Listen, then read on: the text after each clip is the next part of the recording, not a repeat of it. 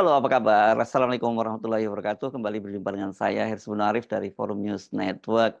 Sampai sekarang masih banyak juga yang bertanya-tanya, bagaimana caranya orang seperti Pak Jokowi itu sekarang tiba-tiba menjadi figur yang sangat berkuasa.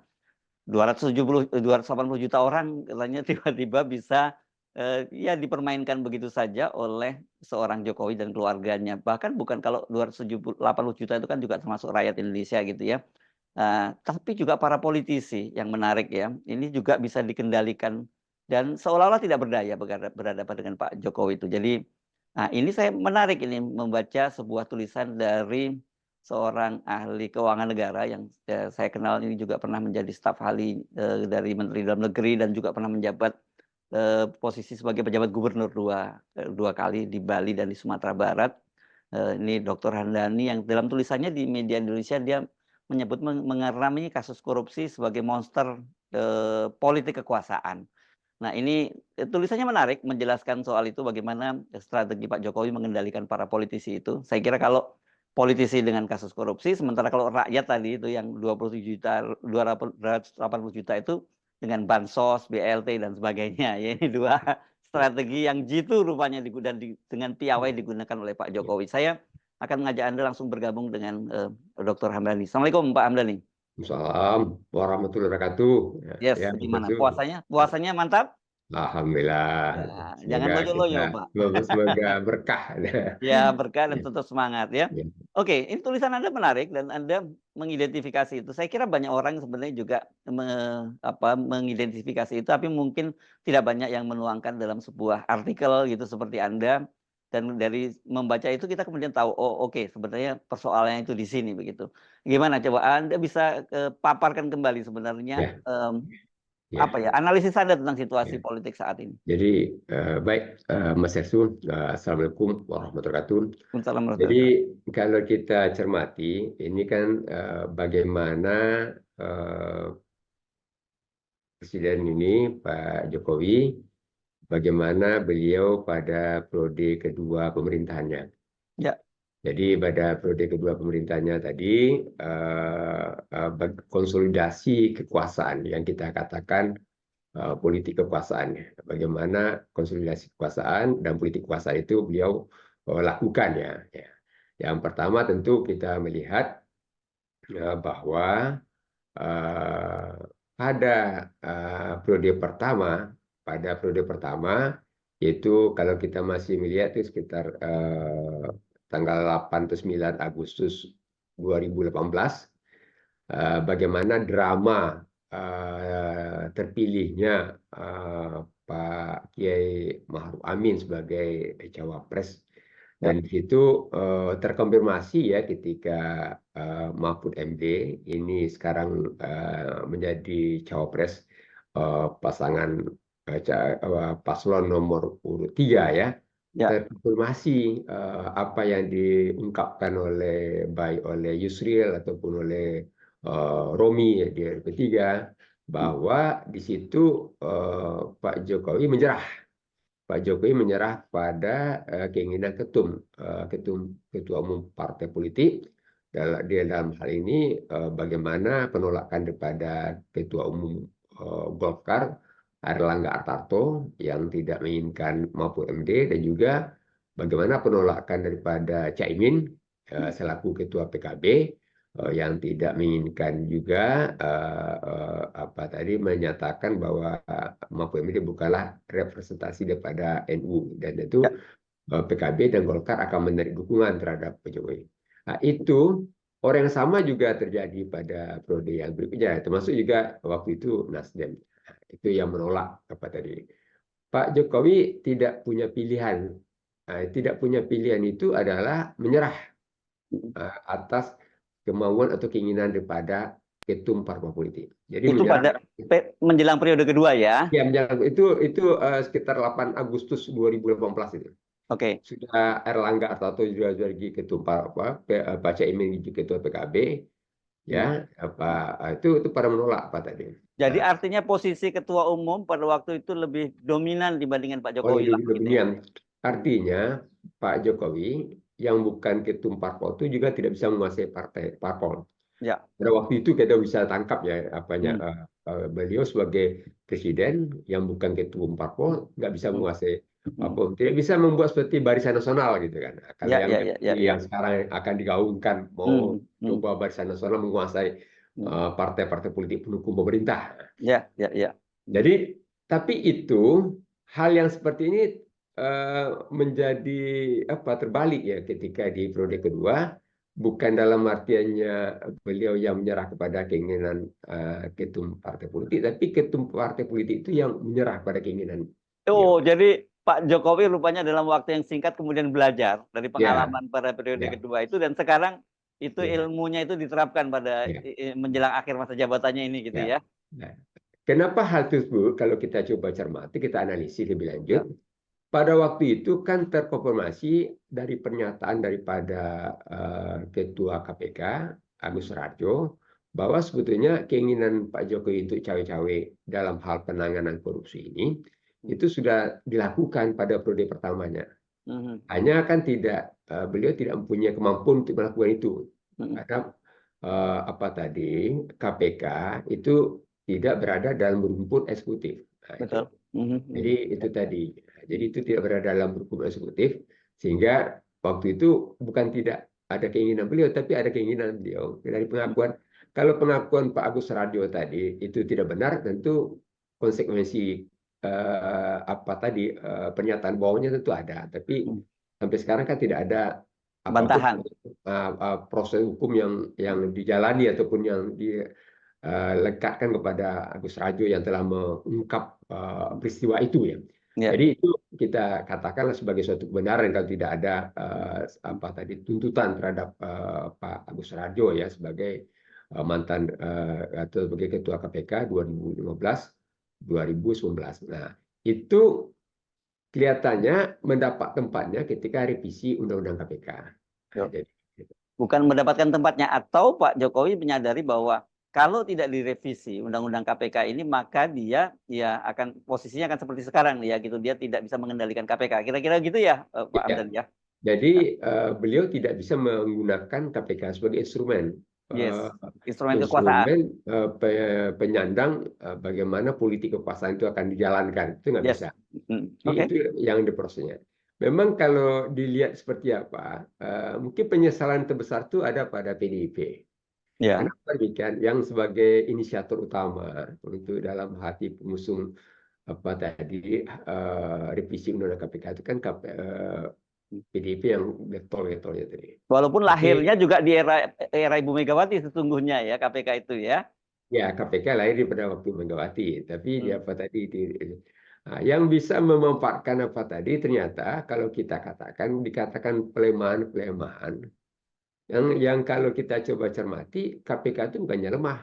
Hmm. KPK itu biasa saja, tidak ada lemah. Hmm. Hanya lemah bukan lemah yang diharapkan oleh politisi Senayan Hmm. bisa mereka kendalikan, tidak. Ternyata sebaliknya menjadi algojonya Pak Jokowi. Jadi tidak lemah. Oke, oke.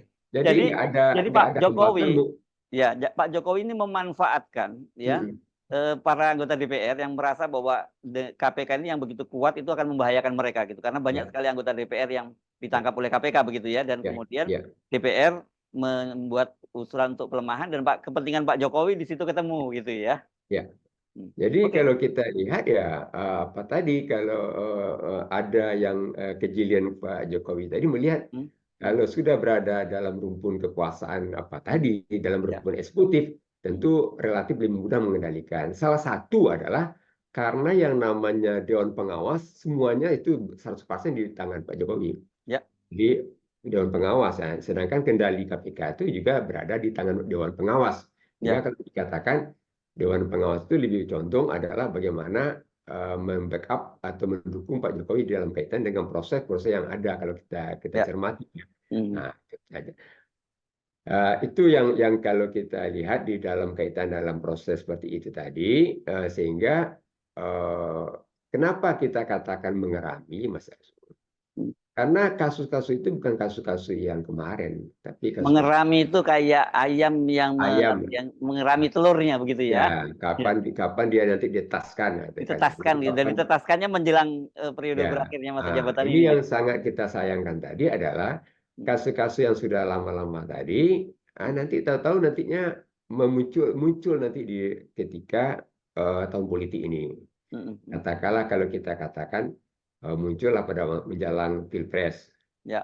Nah, itu yang kita lihat. Termasuk juga kalau Mas Arsu, itu bukan hanya menjelang Pilpres tadi, setelah namanya Pilpres, itu tiba-tiba ada panggilan, ya ada pengaduan untuk apa Ganjar Pranowo yang Ya. orang pertama yang mengusung ide untuk hak angket. Angket. Nah, tiba-tiba ada pengaduan. Kapan kasusnya? Oh, kasusnya sudah lama tadi kan. Apakah benar atau tidak? Kita kan nggak tahu pasti. Kok tiba-tiba ada pengaduan ke KPK? Gitu. Ya. Yang kemudian tiba-tiba ada panggilan untuk bendara umum parpol, bendara Nasdem. Itu tadi kan Mas Roni. Yang terkait dikatakan bagaimana aliran dana yang dari kursinya SEL itu ke Partai Nasdem. Nah, padahal kalau yang sudah dalam persidangan, yang hampir selesai persidangan itu kan BTS 4G. BTS 4G itu membuktikan tidak ada aliran dana itu masuk ke Nasdem. Tidak ada ya. Itu 8T itu. Itu 8T itu. 8T. Tapi kenapa tiba-tiba ini tadi yang gratifikasi yang diterima oleh suap yang diterima oleh si yang Syahril Yassin Limpo yang diperkarakan sekarang adalah aliran dana korupsi itu kepada Partai Nasdem atas kasus yang Syahril Yassin Limpo. Nah, ini kan juga agak unik juga tadi kan. Yang saat ini yang tentunya parpol yang pengusung hak angket ya. Kita kan berharap ya tadi kasus-kasus korupsi itu tadi tentu dilakukan ya secara betul-betul secara bermartabat kan. Jadi ada bermartabat. Jadi tidak kapan dia dimunculkan, kapan dia diungkapkan, kapan dia apa tadi itu ya. Jadi itu. Nah, kalau kita melihat bagaimana apa tadi ketum parpol tadi itu bisa tegak lurus kepada Pak Jokowi. Ya. Jadi itu bukan tegak lurusnya dalam waktu ketika apa tadi bagaimana Pak Jokowi mengatur bagai konsultasi pemilu 2024 ini. Ya. Bukan hanya itu. Jadi bagaimana kandidat yang tampil di kontestasi yang tentunya menggunakan itu, kalau kita lihat bagaimana kasusnya, bagaimana yang terjadi terhadap Anies yang 15 kali gelar perkara, nggak pernah kejadian tuh 15 kali gelar perkara. Oh, Formula E ya ini maksudnya ya? Ya, Formula E itu 15 kali, itu ujung-ujungnya oh tidak ada bukti. Jadi kan itu suatu hal yang di luar. Nah, kalau kita cermati apa yang dipersoalkan, oh ada pencairan menduli anggaran. Menduli anggaran itu ada nggak anggarannya? Anggarannya ada. Itu jadi persoalan di KPK. Ada pencairan menduli anggaran. Sementara yang bansos itu, yang saya sebutkan bansos 2003 itu pencairan itu melebihi anggaran. Jadi realisasi itu nggak didukung oleh anggaran. Itu 2003 itu terjadi itu. Nah, dan itu dilakukan oleh Pak Jokowi ya? Itu dilakukan, itu aman-aman aja, nggak diapa-apain oleh KPK. KPK agak memilah-milah tuh kalau itu menyangkut Pak Jokowi. Agak memilah-milah atau memilah-milah memang? Ya kalau kita lihat perhatikan sebetulnya kan penyakitnya kan lebih parah yang dilakukan di APBN ini ketimbang apa yang terjadi oleh Formula E. Formula E tadi itu APBD-nya sudah ketok palu, tapi belum jadi perda, dicairkanlah uang tadi. Itu sebetulnya nggak salah-salah amat, itu udah oke-oke aja. Nah, itu. Ini yang sekarang tadi yang bansos itu anggarannya 2003, termasuk 2024 itu ada tambahan yang belum ada APBNP-nya.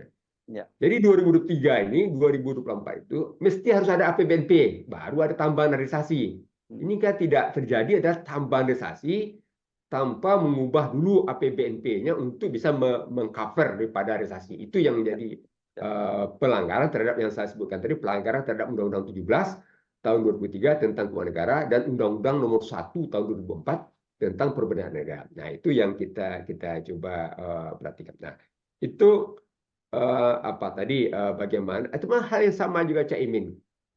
Setelah bergabung menjadi koalisi Amin, tiba-tiba ada muncul kasus tadi.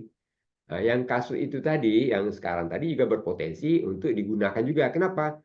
Karena menjelang Pilpres itu, menjelang pemilu itu sekitar akhir Januari, itu yang pejabat salah satu Kementerian Penangkar tadi, Bu Raina Usman, dan juga yang Iwayan itu tadi yang seluruh itu sudah ditahan oleh KPK. Tentu proses selanjutnya untuk proses di pengadilan itu. Nah, sejauh Itu mana peristiwa tahun berapa padahal itu kasusnya? Itu tahun itu 2000. peristiwanya tadi APBN APBN Kementerian Tenaga Kerja dan Sebagainya tahun 2012. 2012 Sebetulnya baru kalau diungkap lagi menjelang 2012, pemilu. sebetulnya kalau 2024 itu dia sudah keluarsa. Sudah Itu kedaluarsa ya. sudah keluarsa tadi kan. Itulah yang patut. Hanya hampir keluarsa tadi, tapi kalau di 2024 udah keluarsa 2023 enggak. Nah, tapi kan 2023 ya. prosesnya sudah dilakukan di 2023. Nah, itu Ya. yang empat tadi. Jadi kira-kiranya kalau kita perhatikan hal yang sama juga Mas Ersu kan tahu siapa yang menggaungkan itu, yang menggaungkan kaitan dengan nanti perpanjangan ataupun juga ya proyek itu kan diawali oleh Pak Ketum Golkar, Pak Erlangga Hartarto, dan Erlangga juga Toto. Ya. Ketum PAN. Ya, Nah, itu Pak. apa? Itu ada juga di baliknya. Apa itu? Bagaimana kalau kita mencermati, tentunya kalau sekitar Agustus 2020, Juli 2023 itu kan beberapa waktu sebelum proses seperti ini tadi kan itu kan dipanggil tuh 12 jam di Kejaksaan Agung. Pak Erlangga ya? Erlangga. Nah, Ya. itu kan ada kasus lah Pak tadi kan Mm, diduga tentu ada mm, Pak tadi itu dipanggil. Nah, walaupun setelah itu kan tidak ada proses lanjutannya lagi kan tadi kan. Nah, mm. itu yang kita. Hal yang sama juga bagaimana kita mencermati ataupun melihat ya bergabungnya PAN Partai Amanat. kepada apa tadi yang sudah dua periode pilpres, dua kali pilpres itu sebagai oposisi. Nah, tiba-tiba itu tadi bergabung apa tadi untuk sebagai bagian daripada koalisi Pak Jokowi ini, penyokong kekuasaan Pak Jokowi tadi. Mm, Itu bagaimana kita lihat apa tadi sekitar Agustus 2020 itu tadi ada apa tadi KPK menghadirkan sebagai saksi di mm. sidang tipikor ya, Ya. yang alih fungsi lahannya di Riau ya. Mm, Walaupun setelah itu tuh tidak ada lagi kelanjutan. Sebetulnya ada juga soal-soal menyangkut masalah bagaimana impor ya apa tadi yang impor minyak goreng ya tentu Ya. yang dilanjutkan oleh KPK. Apakah memang tidak cukup bukti atau tidak ada keterkaitan, itu adalah hal yang lain. Ya. Namun itulah salah satu yang kita katakan bagaimana apa tadi siasat-siasat yang saya sebutkan tadi, siasat yang dilakukan oleh Pak Jokowi mengendalikan ketum parpol tanpa harus menjadi ketum parpol, itu hanya dua cara. Mm, Pertama tentunya pendekatan yang persuasif. mm. Pendekatan persuasif itu gabung ke kabinet dikasih kursi. Nah, Ya. mungkin hal seperti tadi yang juga dilakukan terhadap PAN, Mm, juga sekarang dilakukan terhadap Demokrat. Itu adalah Ya. cara mendudukan ketum parpol atau politisi, itu Mm, adalah bagi-bagi kekuasaan, gitu Ya. tadi Mm, atau bagi-bagi kursi kabinet. Ya. Nah, tetapi ada yang atau tindakan yang represif. Tindakan represif ya manakala ya kasus korupsi itu kan sebetulnya kan di Undang-Undang 31 2009 kan udah tahun 2009 kan jelas. Ya. Jelas kalau udah jelas lokus deliktinya, tempus deliktinya, itu proses. Tidak ada namanya oh kasus ini karena tahapan di dalam Undang-Undang KPK itu sendiri ya Undang-Undang 30 itu ada tahapannya tuh kapan kasus itu masuk dari Mm, mm. namanya tadi proses pengumpulan bahan keterangan, kapan kasus itu masuk proses penyidikan, kapan kasus itu masuk proses penyidikan. Itu satu rentetan yang sekuennya itu jelas ya. Ya. Nah, ini kan kita kan tiba-tiba kan ada yang kasus loncatnya nanti ke proses penyidikan itu kan yang Mm, tentu mm. yang informasinya ataupun kapan dia melakukan pengumpulan bahan keterangan, full bucketnya, kapan dia melakukan proses penyelidikan, kapan. Nah, kemudian Mas Yasun, untuk hal-hal seperti ini tadi, kalau kita cermati, Mas Enzo, terlepas daripada itu menjadikan apakah itu pembuktiannya kita belum jelas, juga terjadi yang kaitan dengan yang di samping oleh aparat penegak hukum terhadap yang namanya kepala desa. Oh, kepala desa, ya. Nah, kepala desa. Jadi ada berkaitan dengan kasus-kasus korupsi dana desa. Mm. Tapi kita percaya, yakin dan percaya, kasus korupsi dana desa itu kan tidak tiba-tiba muncul di menjelang pemilu dia. Betul. Nah, artinya kejadiannya tidak mungkin di pemilu. Itu pasti ada proses kejadian sebelumnya. Mm. Biasanya kalau hal demikian, kalau ada kepala desa korupsi, ada saja nanti dari aparat desa yang mengetahui itu, yang mungkin tidak menerima bagian dari korupsi itu mengadukan ke Mm. kepolisian. Mm. Nah, itu pengaduan itu tadi kan bisa jadi diproses, bisa juga tidak. Ya, Kalau dia tidak diproses pada waktu itu yang dikatakan yang mungkin mengerami dulu kasusnya tadi kan. ya. Nanti ini dibutuhkan Politik sandra orangnya sering menyebutnya juga ya. ya itu yang antara lain yang bisa kita katakan. Termasuk juga kepala-kepala daerah. Nah, bisa juga dari aparat kejaksaan yang tentunya masuk dalam kaitan dengan keterlibatan aparat kejaksaan. Tapi kalau kita lihat kejaksaan itu kan suatu hal yang agak unik. Ya, Kenapa? Kalau kejaksaan itu kan jaksa agungnya PDIP. ya. Mm. Tapi jangan pula kita apa tadi, walaupun jaksa agung, tapi ketika perintah langsung kepada jaksa agung muda, maka bisa saja jaksa agung muda itu tidak lagi kan kendali kejaksaan itu kan tidak berada di Kejaksaan Agung, tapi melalui Jaksa Agung Mudanya. Jaksa Mhm. Agung Mudanya ke Kejati-Kejati, Ya. Kejaksaan Tinggi. Ya bisa saja, bukan kita menuduh ya Mas Ersu, bisa saja nanti dari kalangan dari pihak-pihak sana, langsungnya adalah kepada Kejaksaan Agung Muda. Mm. Tidak lagi melibatkan, itu bisa dilakukan sebagaimana Pak Jokowi melakukan ketika anggaran bansos untuk yang namanya non-tunai, yang namanya non-tunai pangan dan juga beras itu, yang notabene itu anggaran itu ada di Kemensos. Tiba-tiba bisa saja atas perintah istana itu beralih kepada Badan Pangan Nasional. Ya, Nah ya, ya. itu agak unik tuh. Saya mencoba mencermati dari aspek tata kelola keuangan negaranya, Mm. itu tidak kena itu, tidak cocok, Oh tidak ya, kena itu. ini karena saya dengarai eh, eh, mensosnya itu PDIP dan sekarang Pak Jokowi tidak sejalan lagi dengan PDIP, begitu ya, makanya Ya, dialihkan gitu ya. Oke. ya. Ya, Ya. jadi kira-kira keinginan beliau lakukan mungkin nggak tercapai kalau Mm. itu ditangani ataupun dilakukan melalui Kementerian Sosial. Tentu Mm. tidak sulit mengidentifikasi bahwa bagaimana menghubungkan antara bansos tadi dengan paslon tertentu kalau boleh Ya, dikatakan ya, ya. ya, Kalau ya. itu ditangani oleh Ibu Risma atau dengan jajaran aparatnya, ini Mm. digeser kepada apa tadi itu juga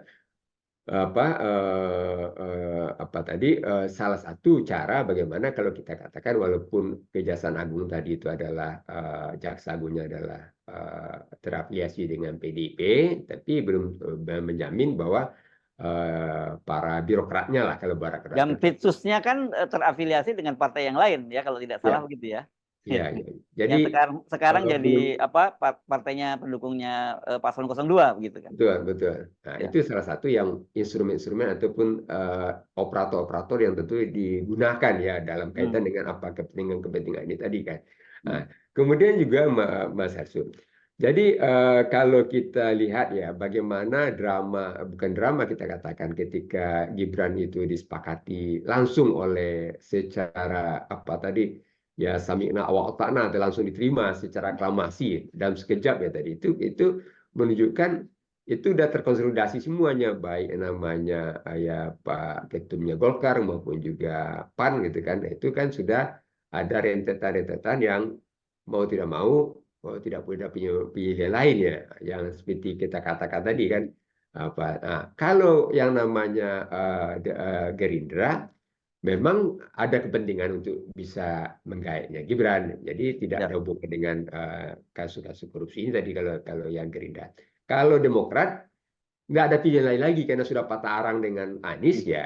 Hmm. Tadi ya nggak ada pilihan lainnya. Kemana dia mau bergabung melabuhkan Hmm. pilihannya. Ya. Nah, Ditambah juga bonus Mas Ersu, bonus tambah menteri lagi kan, ya, ya. tambah yang enak. Nah, itu juga Mas Ersu, kalau kita cermati tidak saja bagaimana setelah penetapan daripada cawapresnya Gibran tadi, bagaimana Pak Jokowi juga melihat bahwa kepentingan pemenangan itu tidak kalah, urusan pemenangan itu adalah hal yang tidak kalah diurus juga. Nah, salah satunya adalah kan kalau dilihat Pak Jokowi tahu bahwa NU itu adalah yang memiliki ya tentunya suara yang besar, apalagi Jawa Timur ya tadi kan. Ya. Ini karena yang namanya yang parpol yang dilahirkan, PKB merupakan parpol yang dilahirkan dari rahim NU NU. yang tidak berada lagi bersama tidak berada dalam koalisi 202 ya. Nah, Ya. tentu mencari harapan yang beliau kan berikan harapan, menitipkan harapan lah kepada Ibu Khofifah. Nah, kita melihat bahwa ada suatu peristiwa, tentunya sebelumnya tadi ada penggeledahan, penggeledahan ruangan kerja. Kalau dilihat Undang-Undang 11 tahun 2019 ini tentang Undang KPK, tahap penggeledahan itu Mas Hersu itu masuk tahap penyidikan. Penyidikan itu sudah ada tersangkanya. Ya, sudah ada tersangkanya. Keterkaitan orang yang digeledah dengan tersangka ada. Nah, itu digeledah ruangan kerja Bu Khofifah. Nah, walaupun tidak terlihat nantinya keterkaitan Bu Khofifah dengan kasus korupsi Ijon ya. Kasus korupsi Ijon IBA. Nah, tetapi yang namanya IBA tadi kan tidak bisa berdiri sendiri antara si anggota DPR, wakil ketua DPR dari Golkar ini dengan tidak bisa terpisah dia kan pasti dia adalah hubungan antara bagaimana kepala daerahnya yang tentunya notabene-nya sebagai pemegang kekuasaan keuangan daerah dengan yang dengan pihak legislatif ya. Tentu kalau dicari-cari kaitan bisa ditemukan juga tadi kan, walaupun sampai saat ini tidak ada kaitannya. Tapi apakah ini ya yang akhirnya tentunya membuat Ibu Khofifah mendukung capres gemoy ini ya, kita walau-walam itu kita nggak sampai, tapi kita melihat ada nggak runtutannya, rentetannya kaitan dengan apa yang menjadi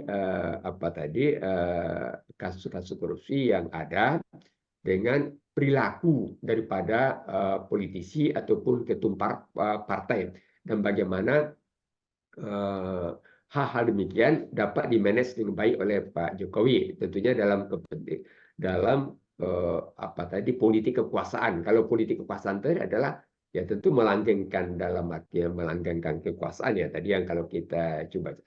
Kemudian sekarang masuk kepada setelah apakah bagaimana hasilnya kan tuh kita menunggu Mas Hersu berkaitan dengan penetapan daripada KPU ya, dan juga bagaimana nanti keputusan MK. Namun tentunya kalau masuk kepada hak angket, ya ternyata tersedia pula tuh apa saja yang berkaitan dengan yang kasus-kasus hukum yang bisa antara lain menyasar kepada parpol atau politisi yang tentunya berada pada posisi 01 dan juga 03. Nah, setidak-tidaknya kita melihat pertama tadi adalah kalau yang di 03 ya itu yang jelas itu adalah masih tersimpan satu kasus yang cukup lama yang 4 tahun, yaitu yang Harun Masiku. Harun Masiku. Nah, jadi Harun Masiku dan itu bisa merambat bukan soal Harun Masikunya, tapi tokoh-tokoh di balik Harun Masikunya yang saya kira itu merupakan elit PDIP gitu yang tersandra gitu ya. Jadi ini kalau ketika Harun Masiku tertangkap itu terbuka kotak Pandoranya bagaimana perselingkuhan antara KPU dengan PDIP. Ini tentunya ditakuti oleh politisi PDIP. Jadi ketika Harun Masiku tertangkap ya, maka nanti dalam pengakuannya kan terbuka kotak Pandora. Itu bagaimana berkelindannya lah perselingkuhannya antara si KPU tadi dengan dengan PDIP. Itu satu. Yang berikutnya lagi tentu kita masih yang terungkap juga nama pengusaha yang kita kalau tidak elok menyebut namanya. Pengusaha tadi adalah berhubungannya dengan petinggi PDIP. Nah, itu dalam kasus BTS 4G. Ya. Oke, BTS. Ya, itu kan ada kaitannya dengan perusahaan suaminya Puan Maharani di situ ya. Ya, betul. Itu kalau Mas Hersu yang mengkonfirmasi ya. Nah, itu sudah yang namanya kan sudah tersangka, banyak sudah terdakwa. Ya, artinya yang namanya di root perusahaannya sudah terpidana, tetapi kan belum ada kaitannya ataupun belum dikaitkan keterlibatan daripada yang pengusaha yang ada hubungan dengan apa tadi, dengan PDP itu belum lagi tentunya kalau kita coba cermati apa tadi itu yang di pihak PDIP ya, jadi ada kasus Harun Masiku yang sekarang menjadi apa tadi juga Pak. Kemudian yang Ganjar. Nah, yang Ganjar itu kan kita nggak tahu kenapa tiba-tiba muncul apa tadi kan pengaduan seperti ini tadi. Nah, siapa yang melakukan tadi? Ya kebetulan melakukan dari politisi PSI, Partai Solidaritas Indonesia. Nah, tentu kalau kita melihat tentu tidak berjalan berdiri sendiri apa tadi PSI itu terhubung ya. Nah, bagaimana dengan yang notabene-nya ketumnya tadi adalah anak bungsu Pak Jokowi ya. Mau tidak mau tentu kita bisa mencurigai bagaimana keterkaitannya tadi ya. Itu yang terkait dengan PDIP. Kemudian yang berkaitan lagi dengan apa tadi dengan partai apa tadi yang di 01 ya. 01 ya. Yang pertama yang kita lihat yang terkait dengan Caimin karena sudah ditahan di apa tadi di 27 Januari pejabat eselon 1 dan eselon 2 ke Kementerian Tenaga Kerja dan Transmigrasi mesti pakai transmigrasi waktu itu ya. Dan satu usahanya. Nah, itu adalah berkaitan dengan yang tadi yang IT-nya sistem informasi TKI. Nah, itu kan bisa saja tuh bisa dicari. Kemudian Caimin kan sebelum apa tadi sebelum pendaftaran kepada KPK kan pernah dipanggil KPK. Betul. Nah, tentu apakah nanti ada kelanjutannya apa tidak. Hal yang sama juga untuk di Nasdem ini kan sudah mau dipanggil walaupun minta menunda ya yang Mas Roni ya tadi kan. Ahmad Saroni Nah, ini adalah kalau kita cermati tadi bagaimana peristiwa-peristiwa politik tadi. Jadi kalau boleh kita katakan sebetulnya kalau kita meletakkan jangan sampai ada politisasi terhadap hukum. Jadi kita ingin kasus-kasus itu nggak dipolitisasi. Jadi kalau memang ada peristiwa hukum, peristiwa pidana diproses. Dan jangan kemudian kalau yang kemudian berada dalam koalisi pemerintah tetap dilindungi dan kemudian yang berada di luar pemerintahan itu dijadikan senjata untuk itu ya, untuk menghantam mereka begitu ya. Tadi Anda menyebut dalam kasus di Kejaksaan Agung kasusnya Pak Erlangga Hartarto tidak berlanjut kan begitu. Terus ada juga kasus di politisi Golkar itu kan kasusnya Menpora ya, Dito. Dalam dugaan penerimaan dana gratifikasi 27 miliar. Dan kalau Anda menyebut BTS itu kan menyasar banyak politisi-politisi itu bukan hanya PDIP tapi juga ada Gerindra ya. Ada Komisi 1. Ya, Komisi 1 di Gerindra ya itu dan yang 70M itu ya belum diungkap lagi Pak tadi kan. Ya, apalagi 70M padahal itu sangat besar ya itu ya. Dibandingkan apa yang diterima oleh Johnny G Plate yang relatif jauh lebih kecil gitu. Tapi kenapa hanya berhenti pada Johnny G Plate gitu ya, Pak Hamdani ya? Ya, karena itu tadi yang kita katakan tadi, karena relasi hubungan. Jadi kita inginkan tadi Mas Ersu tadi relasi hubungan, kalau mungkin Mas Ersu tahu dulu ya, bagaimana waktu cawe-cawenya Nixon ya dalam kasus Watergate itu hanya tidak jauh sekali dia, hanya sekedar memasang alat sadap gitu. Ya, memata-matai kantornya Demokrat ya. Setelah terungkap oleh wartawan Washington Post itu kan kita jadi wartawan investigasi gitu. Itu ya sampai akhirnya kan oleh Jaksa Agungnya Amerika menawarkan pilihan dua saja. Apakah diproses pidana atau mengundurkan diri. Nah, ternyata itu yang melakukan Jaksa Agung mereka bisa melakukan itu yang di Indonesia. Itu beda. Di Indonesia saya kira susah kita berharap semacam itu ya. Jadi itu yang kira-kira seperti itu. Jadi relasi hubungan, relasi kuasa itu ya. Itu perlu ditata Mas Ersu. Jadi relasi kuasa untuk yang aparat penegak hukum seperti Kejaksaan Agung dan juga KPK itu diatur relasi kuasanya. Jadi sudah saatnya nanti kalau memang kita berharap ya nggak tahu bagaimana itu yang undang-undang KPK ini ya direvisi lagi lah supaya mengatur meletakkan relasi kuasanya. Jadi dengan dia seperti hubungan antara berada dalam rumpun eksekutif, itu justru malah kekuatan KPK dulu itu karena dia tidak diletakkan sebagai dalam rumpun eksekutif karena dia independen. Karena independen itulah yang menjadi kekuatan daripada si KPK yang berapa presiden tidak bisa mengatur itu kan, mengendalikan Oke, itu. Nah, ya.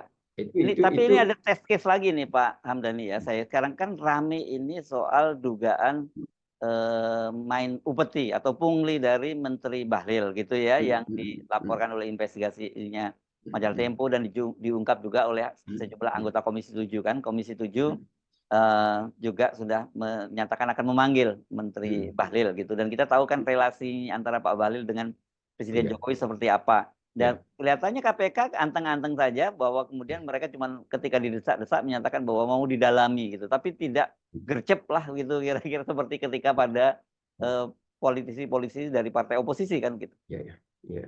Ya, jadi begini, Mas Ersu, ada pernyataan seorang politisi ya, yang saya nggak usah sebutkan namanya. Itu menyebutkan tadi, apa disebutkan tadi dalam proses pemenangan tadi ada keterlibatan yang tentunya yang keterlibatan namanya perusahaan-perusahaan tambang ya, yang diantaranya apanya sudah hampir habis izin Izin usaha pertambangannya, bahkan ada yang dicabut, tambangnya sudah sudah hampir dicabut. habis gitu. Nah, jadi itu diapakan ya, dijadikan ya artinya menjadi sumber bagaimana untuk pendanaan yang kaitan dengan pilpres ataupun juga pileg tadi ya. Nah, itu ada yang saya tidak sebutkan nama apa tadi, tapi dalam sebuah podcastnya dikemukakan tadi. Jadi kita kan sudah tahu ujungnya. Kalau namanya izin-izin apa tadi, siapa yang mengaturnya Pak Tri? Apakah ada hubungannya dengan apa yang disebutkan? Walaupun sekarang kan KPK kan sudah menyatakan akan Wakil Ketua KPK Alexander Marwata sudah menyatakan akan mencoba menindaklanjuti, tapi sejauh mana action Kalau action kita baca konteks beritanya itu, sebenarnya karena setelah didesak oleh media, bukan dia yang menyatakan, itu bukan pernyataan dari Pak Alexander Marwata. Jadi didesak oleh media dan ditanya, oh dia akan dalami. Jadi saya melihat itu bukan pernyataan KPK sebenarnya, hanya judul media saja yang menjawab bahwa oh iya iya oh ya gitu. Kalau kita lihat konstruksi beritanya ya, ya itu jadi ya bukan KPK yang akan ya. mendalami kasus itu, Dan tapi kita hanya masih dalam tahun ini juga Mas Ersu, kan masih tahun 2023 ya, nah, sekitar bulan-bulan apa tuh, sekitar bulan Oktober. Itu kan apa November tuh kan, itu pernah juga kita podcast.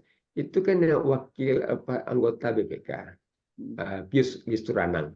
ya betul. Itu Ya kan ya ya. ruang kerjanya sudah digeledah. Sudah dari kuasa Ruang polis lain ya. kerjanya ya sudah digeledah terkait dengan bagaimana kasus suap yang terjadi dalam kaitan dengan untuk opini, untuk perolehan opini wajar tamu yang di Papua nih oleh yang sudah tersangka semuanya, sudah terpidana semuanya, sudah terdakwa. Nah itu kan akhirnya kan kalau proses yang saya katakan tadi, kalau proses itu digeledah, ruangnya digeledah tadi, itu prosesnya tadi penyidikan. Artinya orang yang digeledah tadi itu terhubung, terkait, ada keterlibatan dengan yang terdakwa yang telah ditetapkan. Memang terdakwa sudah ditetapkan. Nah, tapi karena tentunya yang anggota BPK tadi ya punya hubungan dengan yang nama Gerindra tadi, mungkin Mas Ersu tahu juga kan ada bupati yang di Jawa Timur yang tentunya yang sekarang sudah yang Dari Nasdem ya. ya ya, Bupati ya, dari Nasdem ya, ya kalau tidak. sudah keluar kan akhirnya berada pada posisi 02 kan. Apa tadi kan juga apa tadi yang sudah tidak jelas lagi proses PKB atau Nasdem saya lupa ya. apa PKB rasanya. PKB ya Tapi yang Sidoarjo ya, Bupati Sidoarjo ya. tapi kan akhirnya kan berada di posisi 02 ya tadi Ya kan. setelah diperiksa oleh KPK ya. Nah, setelah apa tadi kan. Nah, Sama ini dengan ketika Ibu Khofifah itu menyatakan dukungan ke paslon 02 pada hari yang sama ketika sekdanya diperiksa oleh KPK juga kan begitu iya ya. ya. Ya. Semuanya seperti kebetulan gitu ya. Ya. Jadi itulah yang kita bagaimana ini merupakan satu puzzle bisa dikonstruksikan itu. Yes. Jadi Mas Yesu, sebetulnya Mas Yesu, hak angket itu menjamah itu. Jadi Ya. kalau dilakukan di proses angket itu jadi, itu menjambah bagaimana yang namanya dalam proses-proses namanya dan pada saat dan setelah itu bagaimana keterlibatan. Jadi bisa memanggil nantinya Kejaksaan Agung bisa dipanggil oleh pansus angket, yang nama KPK bisa dipanggil oleh Pak Teddy juga dalam arti mengklarifikasi benar apa tidak, supaya jadi tidak duga-dugaan kita. Nah, jadi kita tidak melihat ini, oh ini sebab apa kebetulan, apa ada apa didesain, apa desain, apa kebetulan itu kan. Jadi menjadi apa? Jadi rumor jadinya. Kayak yang kita inginkan tadi kan, apakah ini desain sini ada desainnya atau hanya kebetulan? Ya. Kan tidak ada yang kebetulan kalau Dalam yang politik tidak ada yang kebetulan. Ya. ya kalau sudah seperti ini kan tidak ada Ya, kebetulan. ya, ya. Oke, jadi ini luar biasa sekali ya Pak Jokowi itu cepat sekali dia belajar begitu ya, yang tadinya dia disandra oleh bukan disandra kalau Pak Jokowi tidak berdaya berhadapan dengan para ketua umum politisi, sekarang dia berbalik dengan menggunakan instrumen hukum itu gitu ya. Iya, Itu membuat dia bisa menyandra semua ketua umum sehingga iya, menurut apapun kemauan dia begitu ya. Jadi ya, bahkan ini betul. buat mereka seperti ada sebut sebagai monster gitu ya Ya, ya, untuk instrumen hukum ini bagi ya, para ya. partai-partai politik itu ya. Di situ rahasia kekuatannya Pak Jokowi ya sebenarnya. Jadi Mas Ersun, Profesor Endriana kan sudah menyatakan tadi. Hmm. Profesor Denny Indrayana Denny sudah Indrayana menyatakan ya. bahwa saat ini tadi posisi KPK itu sudah dijadikan oleh Pak Jokowi untuk merangkul kawan Tanggal kawan. dan memukul lawan. Ada Yes, mengatakan. ya. Jadi beliau Atau menyatakan, memukul kawan yang tiba-tiba berubah menjadi lawan. ya, Ya, ya, ya. Ini sebenarnya sebenarnya cara yang paling mudah Pak Hamdani antisipasi itu. Ya jadi politisi yang bersih. ya, Selama ya, kalau jadi politisi yang bersih nggak akan bisa diapa-apain. Tapi persoalannya karena memang politisi kita sebagian besar busuk. Itu sayangnya seperti itu ya. Padahal kita tahu bahwa politisi itu sebenarnya pekerjaan politik itu profesi yang mulia kan. Jadi ya, ya seperti kita tahu kekuasaan juga seperti harta kekayaan kalau di tangan orang yang baik itu akan menjadi manfaatnya luar ya, biasa baik. betul. Tapi ketika kekuasaan dan kekayaan di tangan orang jahat ya dampaknya menjadi seperti Ya, sekarang ini yang terjadi di ya. Indonesia ini. Gitu ya Pak Hamdan ya. Jadi kalau mau jadi ketum partai, pastikan dulu kita bersih apa enggak. Kalau Nah, tapi rasanya enggak bersih, jangan jadi ketum partai. Jadi persoalannya sekarang seperti Pak Yusuf Kala bicara bahwa untuk jadi ketua umum Partai Golkar itu butuh 500 sampai 600 miliar. Bagaimana mau bersih? ya, ya, ya, ya, betul, betul. Iya, Ya, iya. betul. Ya, Eh, ya. iya, ini sebenarnya kan banyak orang yang penasaran kenapa sih Pak Jokowi begitu sakti. Sebenarnya sakti banget gitu. Bukan Pak Jokowinya yang sakti, beliau cerdik memang memanfaatkan situasi semacam itu, tapi politisinya nggak bersih yang membuat mereka gampang Ya, dipermainkan oleh Pak Jokowi ya. gitu ya. Dan Sementara kemudian juga, rakyatnya mudah disogok dengan bansos dan BLT kan gitu ya, ya. ya. Tapi itu semua juga tidak lepas daripada bagaimana yang namanya dengan apa tadi institusi hukum ini, Ya, KPK ya, ini tadi kan. Kalau ya, KPK masih seperti ini juga, itu ya, akan menjadi kelanjutan terus, akan berlanjut terus seperti hal ya. praktek dan pola seperti itu akan berlanjut, dilanjutkan lagi Yes. ke pemerintah berikutnya. Kalau Ya, seperti politik itu ya kan, pemerintahan yang jahat pasti akan mempertahankan KPK seperti yang sekarang ini ya gitu ya karena betul. mudah digunakan sebagai instrumen bahkan sebagai monster Bapak nyebutnya begitu Demonstran ya. itu. Ya. Yes, oke. Begitu ya Pak Hamdani. Mari, mari Mas Erso. Terima kasih. Assalamualaikum Assalamualaikum. warahmatullahi Salam wabarakatuh. warahmatullahi wabarakatuh. Ya, terima kasih Mas Erso.